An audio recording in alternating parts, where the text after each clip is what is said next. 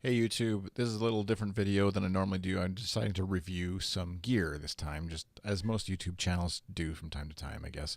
But I got some new headphones, so I thought I'd try and do like a sort of unboxing review comparison of how they sound. Obviously, I guess you can tell, spoiler, that I'm keeping them because I like them, but in the video I did a little bit of a unboxing thing, and audio isn't as great as I normally would be using for audio, so if I do that again, obviously I'll have to make some changes. But I thought, in the interest of having a little bit of fun, experimenting, that's the point of this channel for me anyways, I would still release it after editing it. And so the first half is me sitting on the couch, unboxing the headphones, and then the second half is in my editing suite, like you normally would see, I guess, on my screen, editing a podcast and sort of comparing how they sound to my old headphones. So hope you enjoy it.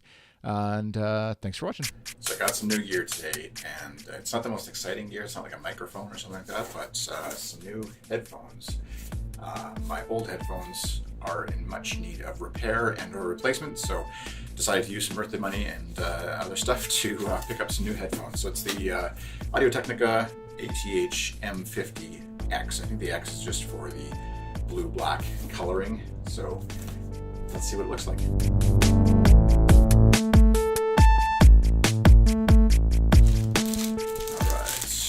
Very nice looking. As you'll have seen in the overlay footage, the B-roll footage of my old headphones, these are much nicer, cleaner, not all ripped up, and just a nice change from the boring black. The coloring looks really good, really sharp, nice and vibrant. Not that it matters too much what it looks like, but it's just kind of fun to put on something different.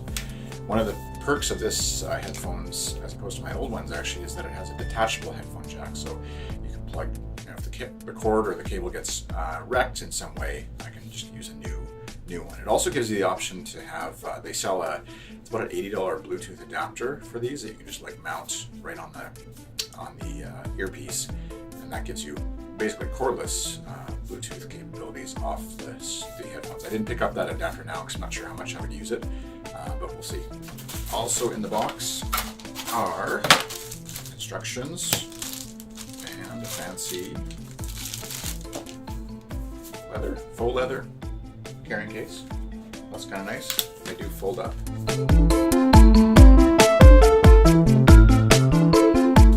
Kind of nice for keeping them clean in the backpack or whatever as you throw them in on the go.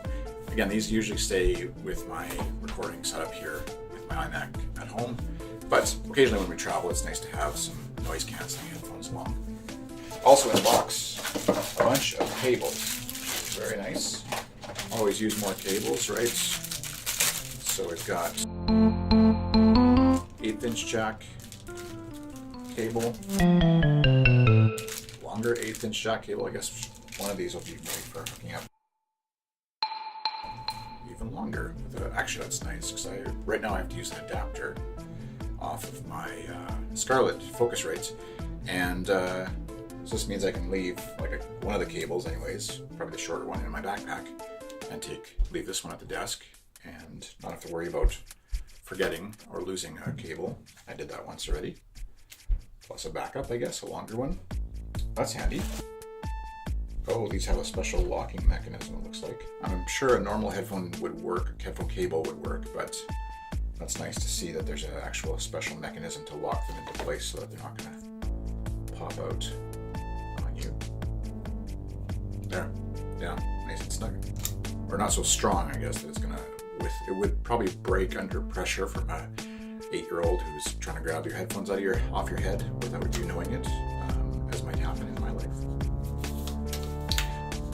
I've got some podcast edits, so that's going to be the true test of whether these are about $200 Canadian, whether this was a worthwhile investment upgrade for me. Okay, so first time hearing myself into my microphone like I normally do in these headphones, and initial reactions are that it's a bit more bass heavy than it was before, But the funny thing is that it could be that this is more accurate than what my other headphones were. So I've got the luxury actually of having with my Focusrite Scarlett's, whatever it is, 18i8 or whatever, where I can have two headphones. So I've got them both actually plugged in here. And so right now, obviously, I'm listening to the new headphones, and I'm just going to quickly switch back to the old ones to see if what it sounds like. And they're both set to the same level, right at 50% volume. And so let's see. So these headphones sound a little more vibrant, alive than the other ones. And I don't know. This is where it's hard to know, like, what's real? What's the reality here?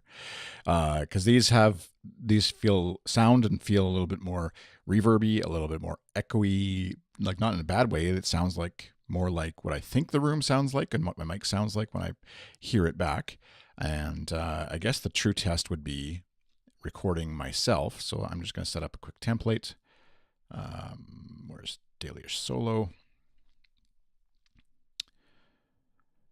And skip over the music part. So this is my voice as I record it into Logic with a bit of EQ and stuff going on. Maybe I'll just turn off EQ and compressor, noise gate, and just have it my naked voice. Let's see what this sounds like. Okay, so if I just loop that. So this is my voice as I record it into Logic with a bit of EQ and stuff going on. Maybe I'll just turn off EQ and compressor, noise gate, and just have it my naked voice. Let's see what this sounds like. Okay, so that sounds to me, obviously this doesn't affect you guys watching, it doesn't really change for you guys because you're hearing it exactly as you hear it through your headphones or speakers or whatever you happen to be listening to this on. So it's kind of silly, but let me just try with the other headphones now.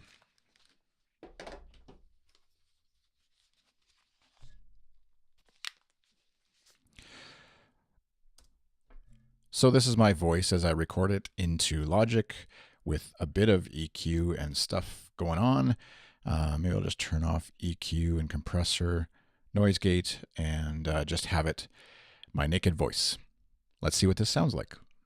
Okay, so my initial impressions are much bassier, although when I think about it, it's often when I hear my voice, like if my wife is listening to Daily-ish on a speaker upstairs or whatever, it sounds bassier than I thought it was when I'm editing the podcast. And so maybe I have been, this is where it's kind of funny because like I've been editing podcasts for people, and what I put out is based on, my headphones here. I listen to it through the computer speakers as well, and then occasionally on my phone and headphones and stuff. And like, I don't do that for every episode. And this isn't rocket science to people who are in the audio engineering industry, but just a reminder as you edit your podcast, if you do, that what you're listening to is not necessarily representative of what everybody else is hearing. And so even something like when you're playing a video game and you have put headphones on, which I often do. If I'm playing a video game, I'll have headphones on because kids are sleeping or whatever. And so that is going to dramatically affect now what the game sounds like. I guess it'll be bassier. It might be more, these are supposed to be more, what's the word? Like studio sounding neutral headphones is what they're billed as, so that you're not, it's potentially like, whereas the Sennheiser 280 Pros maybe that I had before were a little bit more EQ'd slightly differently, tuned slightly differently, and so we're affecting what I was putting out. So it'll be interesting to see as I make adjustments now to some of the EQs of podcasts I edit, how that affects what they end up sounding like to other people. And where, in the past, maybe I was tuning it right and they were tuning it to my personal preference off my headphones, let's say, maybe they were adjusting the bass in their stereo or whatever, whenever they listen to that podcast. And so hopefully this is more accurate, and we will see. Otherwise, that's $200 that I didn't need to spend, and it's going to cost me a lot of headache. But I digress. That's my quick unboxing review of sorts, initial impressions of the Audio-Technica M50x, and leave a comment or rating. Of course, thumbs up if you can, thumbs down if you didn't like it, and a comment or question if you have about headphones, audio, podcasting, anything like that, and you want to maybe hire me. You can visit lemonproductions.ca/hire to book a consulting call or get started with helping you edit your podcasts. And I think that's it for this episode or this video. I get mixed up because I record a lot of podcasts. Thank you for watching. I really appreciate it. Thank you for subscribing if you do. And thank you for supporting me on Patreon if you do. Patreon.com/iChris is where you can get access to stuff I do, behind the scenes stuff, and then just support me in making more videos.